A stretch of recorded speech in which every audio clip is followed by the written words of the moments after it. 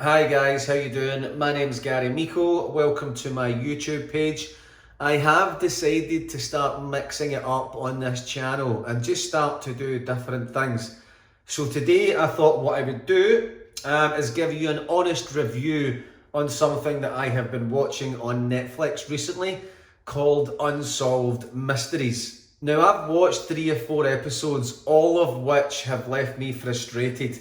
And you might be able to guess why now that you know the title. Pretty much, you just don't find out what happens at the end. So you spend all this time being emotionally invested in these stories, which are all obviously sad, to then just be left frustrated at the end. Why would you do that to yourself? Like, you wouldn't read a book and then rip out the last chapter and eat it, would you?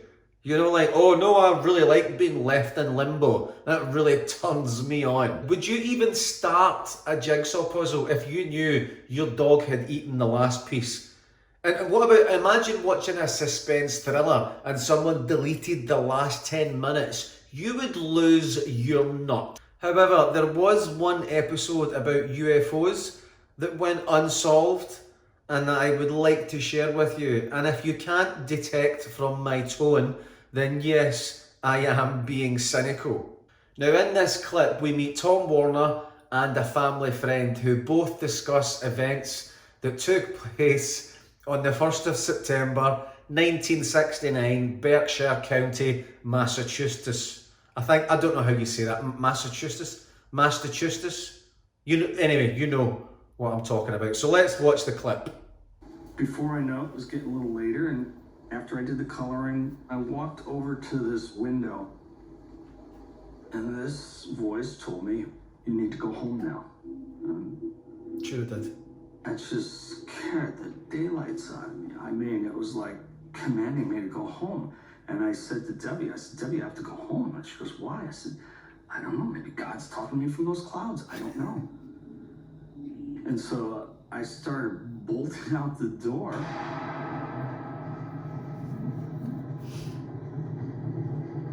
I could just feel this energy that was inside me that was like fear from the mental telepathy that I just experienced, and my whole desire just to get from this point here to my house.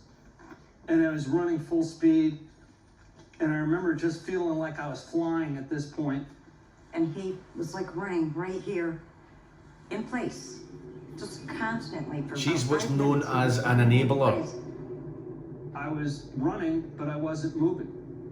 I just got a feeling that something was wrong. And I didn't know what it was, but it just gave me chills. Off to my left, there was a rock, and there was a path, and we were right on the path here, and the rock was just off to my left. And as I turned slowly, I turned, and a UFO dropped right out of the sky right in front of me. And a beam came on me.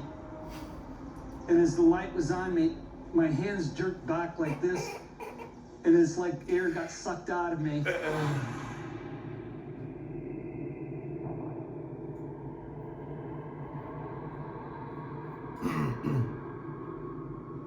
The light came around him this way towards his left, and the next thing I know, he disappeared.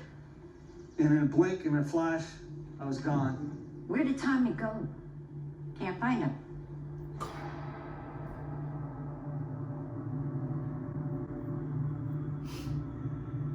The next thing I know, I'm being laid down at the other end of the property over here. And you can describe it as if you laid down a baby onto the ground. No, that Just that like would be that. child abuse. And when I looked up, there was a beam on me.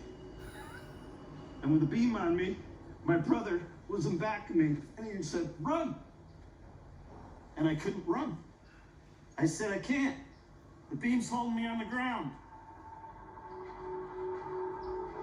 And then mental telepathy said, "I'll be done in a minute." In a minute, the light beam went off. I rolled just slightly to my right. I stood up like this. I looked up, I turned around. It was gone. Just like that.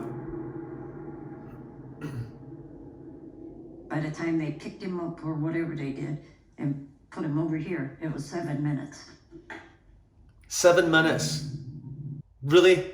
7, like, if your friend or anyone that you knew you'd seen them being abducted by aliens, do you think the first thing you would do to go, right, the time is, and then like hang around for 7 minutes and then, right, that was 7 minutes you were gone, Tommy? Like, come on. Seriously.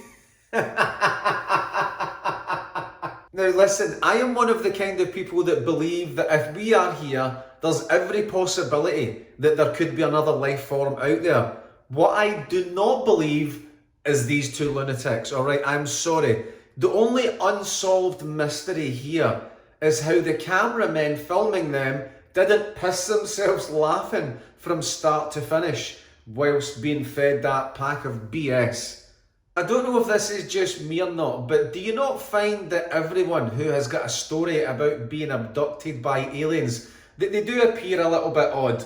You know, like the kind of people that eat pickles from the jar with a fork and they bake cookies on a Sunday even though they don't have any kids. See, even taking that episode out of the equation, the other episodes, you just didn't, like, you didn't ever get to see any suspects being interviewed. Like, there wasn't any possible wrongdoings by police departments or corruption. There just didn't seem any gritty stuff that gave you an indication of what really happened and who was responsible. So, overall, if I have to sum it up, I would say it was disappointing. It lacked an ending, obviously, and I would give it 2 out of 5 stars, and I would give it 2 purely based on the comedy value of what you have just watched. So that is my review of Unsolved Mysteries. I hope you enjoyed it. Go and watch it for yourself, see if you like it. I will probably do another review next week, and yeah, thanks for watching. I will speak to you again soon. Bye bye.